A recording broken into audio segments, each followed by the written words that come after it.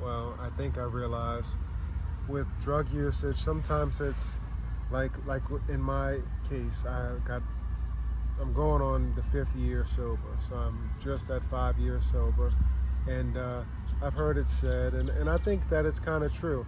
It's easier to kind of stay sober once you get there.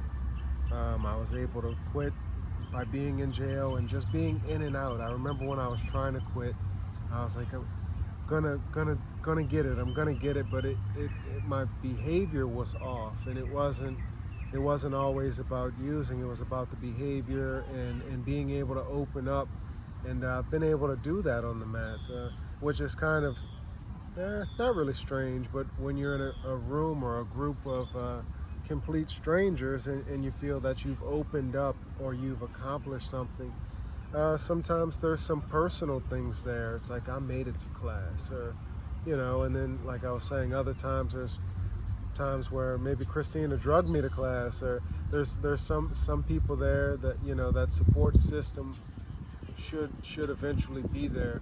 You want to try to be healthy, positive, and successful. If it's healthy, is it positive, and will it make me successful? Try those things out.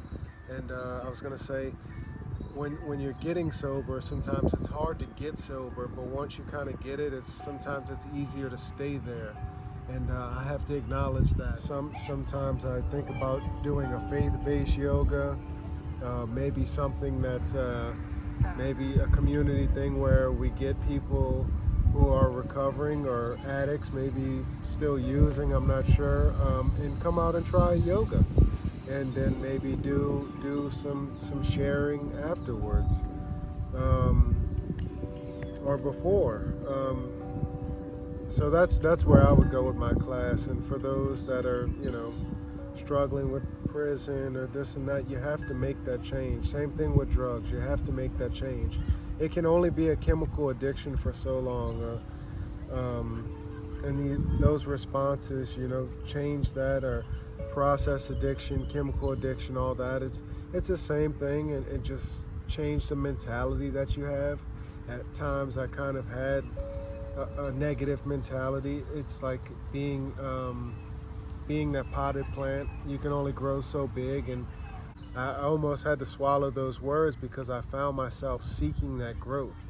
Why wouldn't I want to turn that barrier into like a stepping stone to have growth?